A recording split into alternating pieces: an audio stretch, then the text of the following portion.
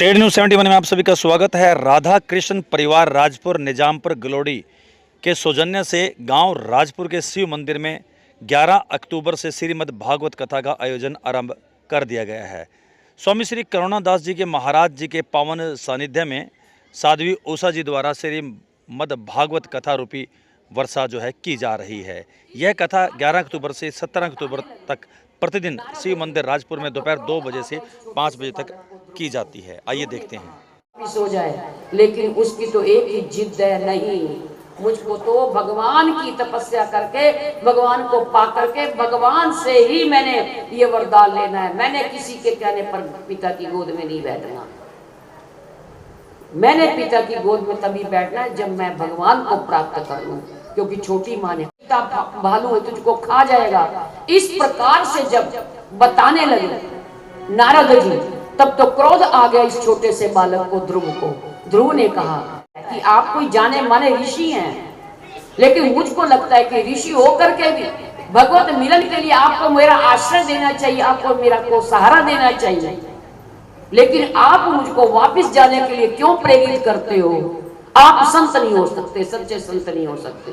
जब इतनी बात हुई, नारद जी बड़े भीतर से प्रसन्न थे कि इस छोटे से बालक की इतनी निष्ठा, इतनी श्रद्धा, इतना विश्वास है। अब तो नारद जी ने उस छोटे से बालक को मंत्र दे दिया, साधना दे दी। अब कौन कौन सी साधना बताई है? 4 साधना बताई है। और 4 साधना क्या है? नाम, रूप, लीला और धाम। भगवान का नाम जप करो। और नाम जप कौन सा बताया है? नारद जी ने ध्रुव को ओम नमो भगवते वासुदेवाय, ओम नमो भगवते वासुदेवाय, ओम नमो भगवते वासुदेवाय, ओम नमो भगवते वासुदेवाय, ओम नमो भगवते वासुदेवाय, ओम नमो भगवते वासुदेवाय, ओम नमो भगवते वासुदेवाय।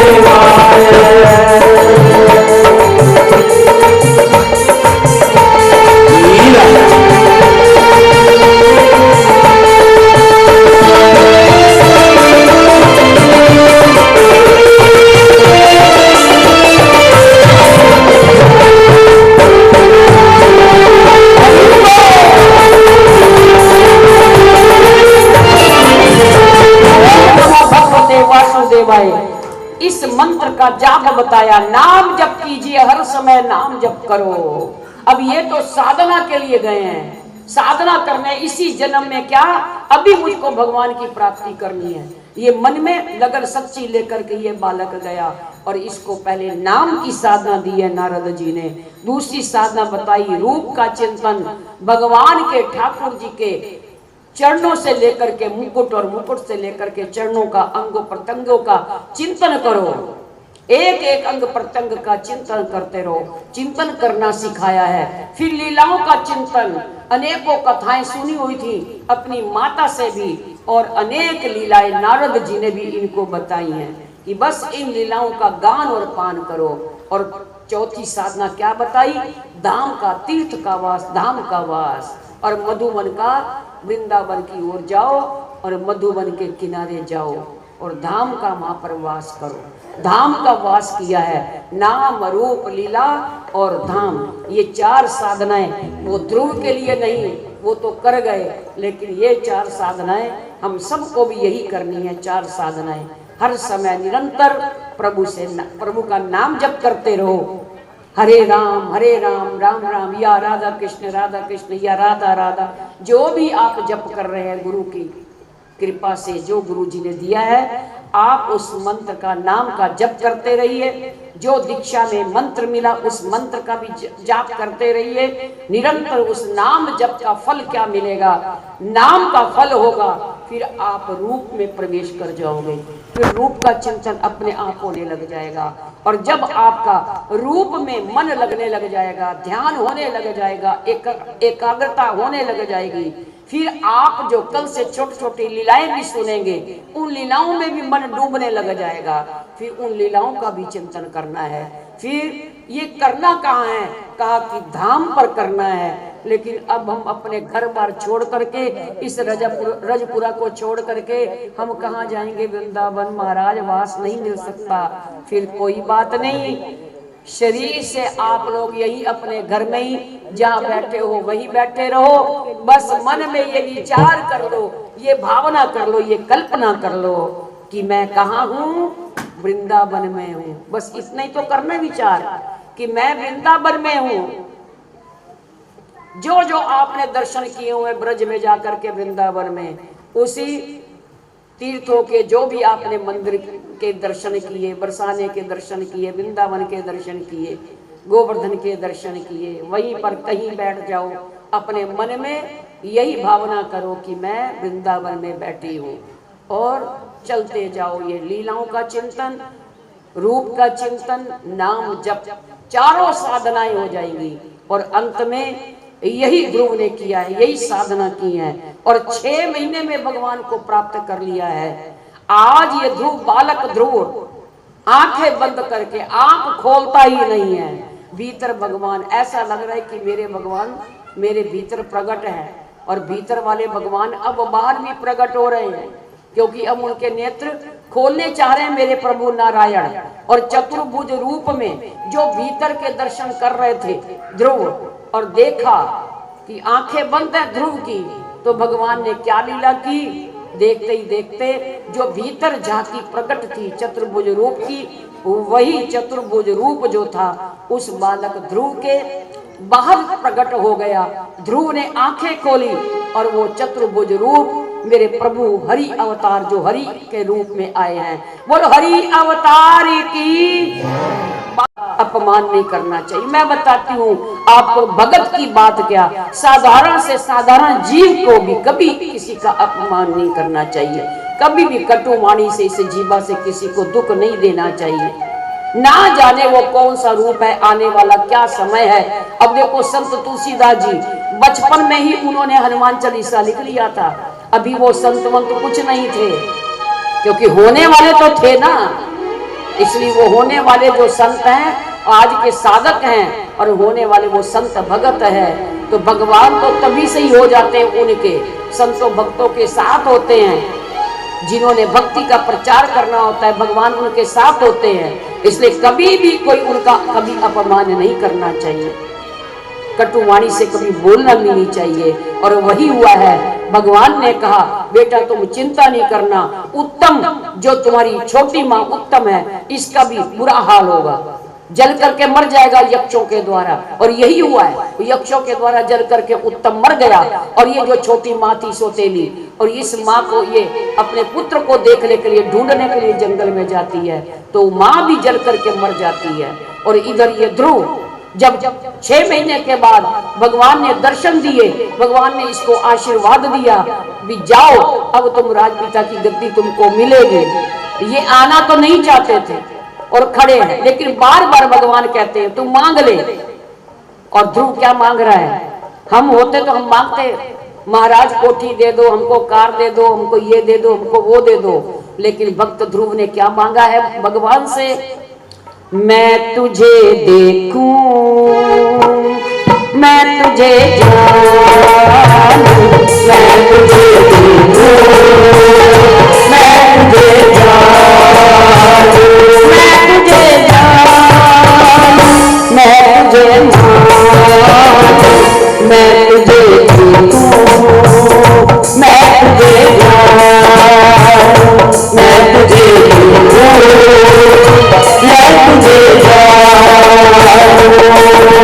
अच्छी लगे तो प्यारे तुमको, अगर नहीं है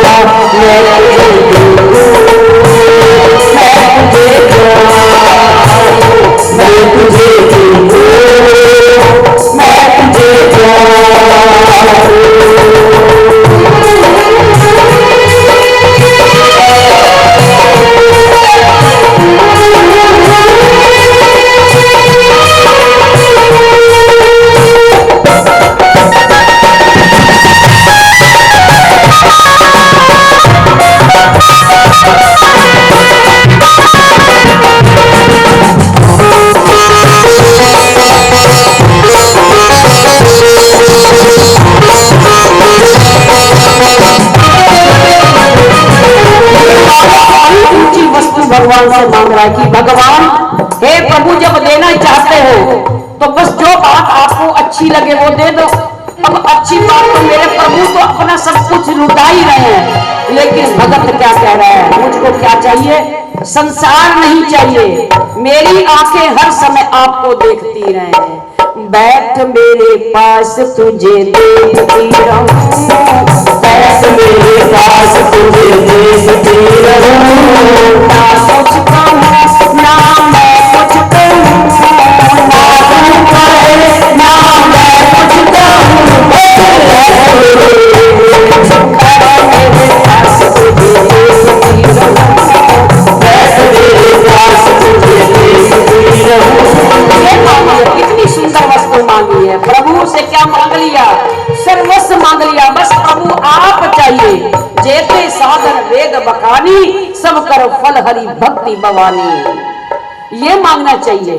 और हम होते तो हम क्या मांगते? तो हम अपने आप को समझते हैं कि हम क्या मांगते, संसार ही मांगते। लेकिन ये कह रहे हैं मेरी आंखें बस आपकी आंखों में होती रहे, बस आपकी आंखें मुझको देखें, मेरी आंखें आपको देखें। बस ना कुछ मैं कहूं ना तू कुछ कहे, ना मैं कुछ कहूं, बस दर्शन होते रहे और निहाल होता रहूं मैं।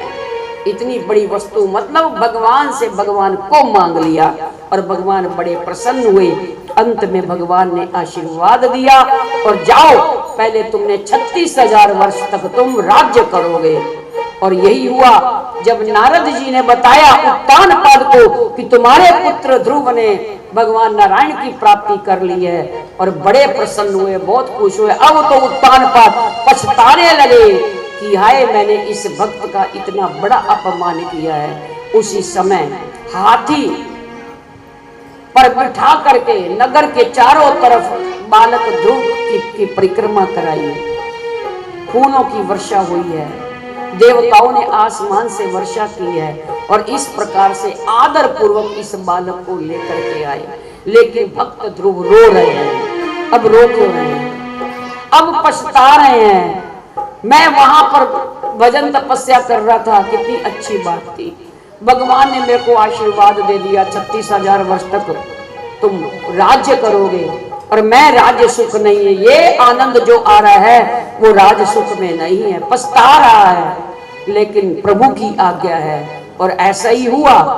पिता ने उत्तानपाद ने इनका विवाह किया। 2 पुत्र हुए, उत्कल और वत्कल।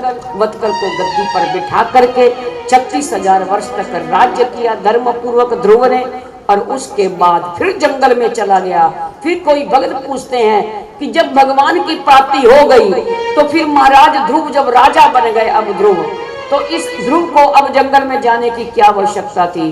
क्या जैसे गाय घास खाती है, गाय भैंस खाती ना घास, और घास खा करके फिर वो आनंद लेती है। कैसे लेती है? खा लिया फिर बैठ जाती है, और बैठ करके मुंह हिलाती रहती है, इसको क्या बोलते हैं? जुगाली। वो जुगाली करती रहती, वो अपना रस लेती है। ऐसे ही ये भक्त ध्रुव जो थे, ये पहले इन्होंने भगवान को पाया तपस्या करके, और अब पा करके पहले राज्य किया है, प्रभु की आज्ञा को माना है, और राज्य करके फिर मेरे प्रभु का आनंद लेने के लिए, अर्थात अब अपने प्रभु का आनंद को, रस को खाने के लिए, उसको पचाने के लिए भक्त ध्रुव फिर जाते हैं जंगल में। और इस प्रकार से भगवान की प्राप्ति की। जब मृत्यु आई और भगवान के पार्षद लेने के लिए आते हैं, विमान में बैठ गए भक्त ध्रुव, और भक्त ध्रुव तब भी रो रहे हैं। तब पार्षदों ने पूछा कि तुम रोते क्यों हो? हम लोग जिस जीव आत्मा को लेकर के जाते हैं, पार्षद लेने के लिए आते हैं, वो तो इतने प्रसन्न होते हैं, और आप क्यों नहीं प्रसन्न हो रहे? और आपको तो स्वयं भगवान आए हैं। प्रभु के पार्षदों ने पूछा था ध्रुव से, तो ध्रुव बोला रोता हुआ कि मुझको कोई और तो दुख नहीं है, ठीक है, मेरे को लेने के लिए भगवान स्वयं आए हैं। आप सब लोग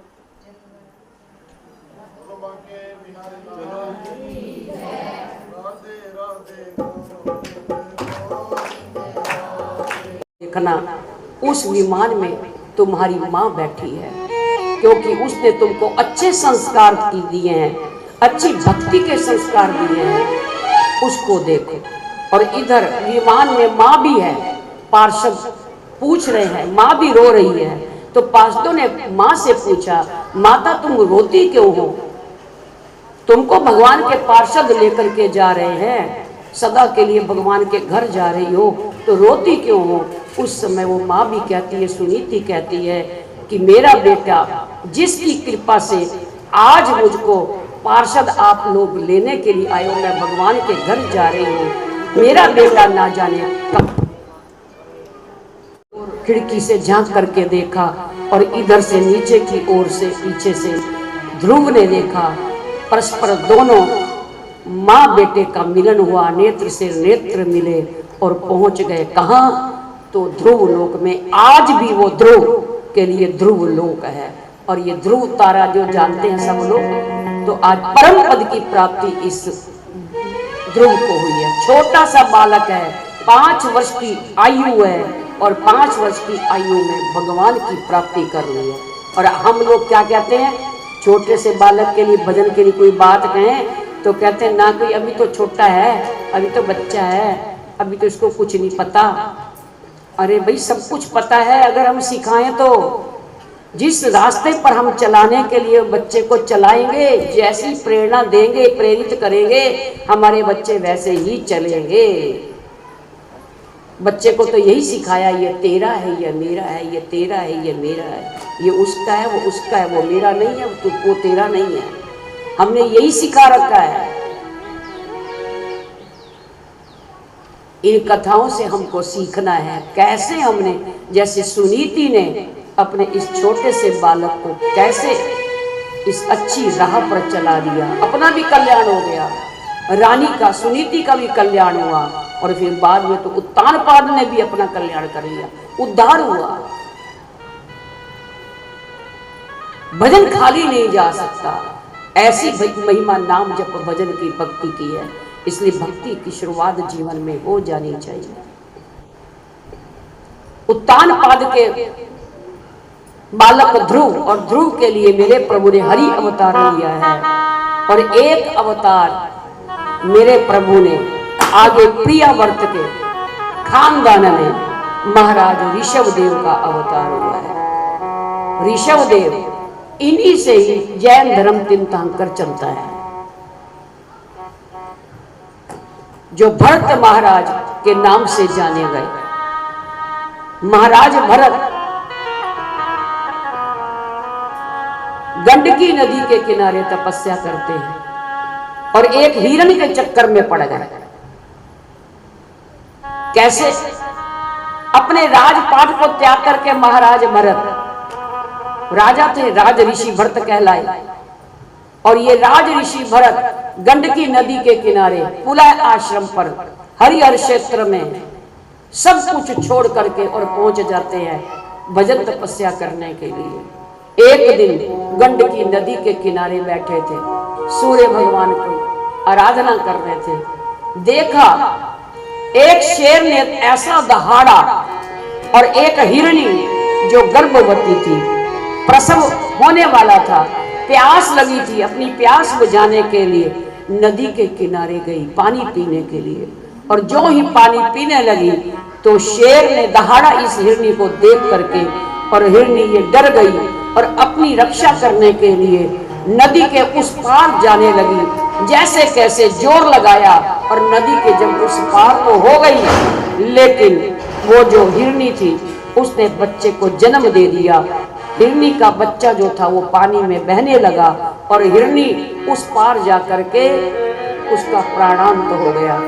अब ये दृश्य राज ऋषि भरत जी देख रहे हैं, और भरत जी के मन में आया, इस जीव की रक्षा तो करना मेरा अब कर्तव्य है। माँ भी मर गई है और वो ये बहता जा रहा है, छोटा सा बच्चा जिसने अभी अभी जन्म लिया है। राज ऋषि भरत तैरना जानते थे, उसी समय उस हिरणी के बच्चे को उठा करके ले आए और अपने शरीर का ताप दिया, उसको साफ किया। अब दूध की व्यवस्था इसकी कैसे हो, अपनी कुटिया पर ले आया और ताजी ताजी हरी हरी घास को लेकर के अपने मुंह से चबा करके और उसका दूध निकाल करके मुख से मुख मिला करके इस बच्चे का पालन तो करना है। अब अपनी संतानों का परित्याग करके, वहां का मोह छोड़ करके, और अब पड़ गया हिरण के बच्चे के चक्कर में, फंस गया इसी मोह में। गलती हो गई राजऋषि भरत से, जबकि आए बड़े ऊंचे महात्मा थे ये, जिस भरत की बात कर रहे हैं इन्हीं के नाम से हमारे भारत देश का नाम भारत पड़ा, भरत महाराज के नाम से। 3 भरत हुए हैं, एक शकुंतला जी के भरत, दुष्यंत शकुंतला जी के भरत। भरत नाम के बालक बड़े ही प्रसिद्ध हुए, बड़े ये शूरवीर थे।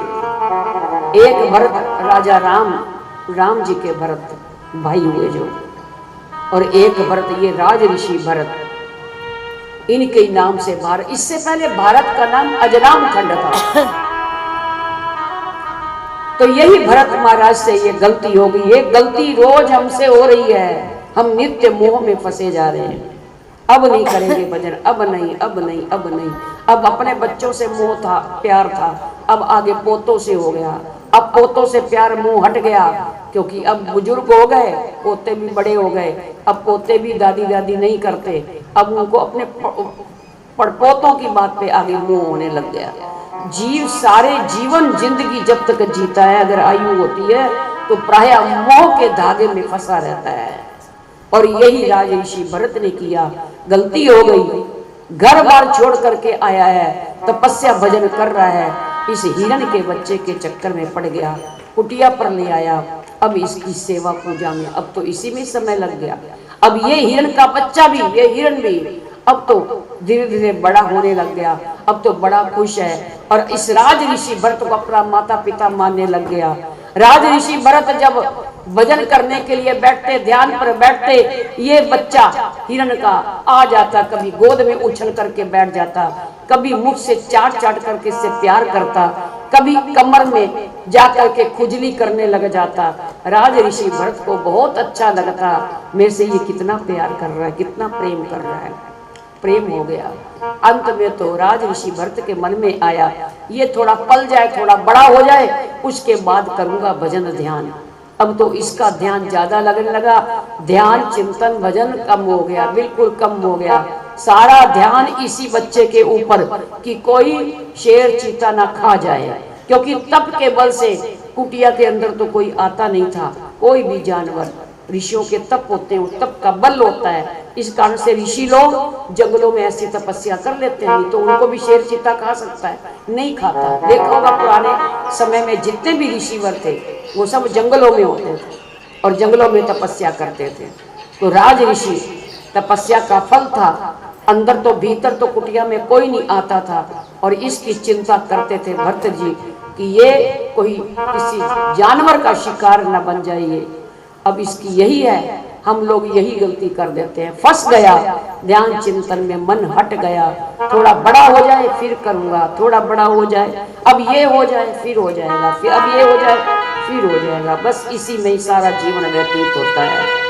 एक दिन यही हिरण चिंता करते करते, मौत सबकी आनी है, कौन इससे छूटा है, आ गई मृत्यु की घड़ी, अंत मति सो गति। जो अंत समय में सोचेंगे वही गति होगी।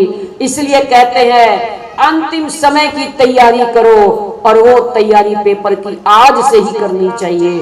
कुछ पता नहीं अंतिम घड़ी कब आ जाए।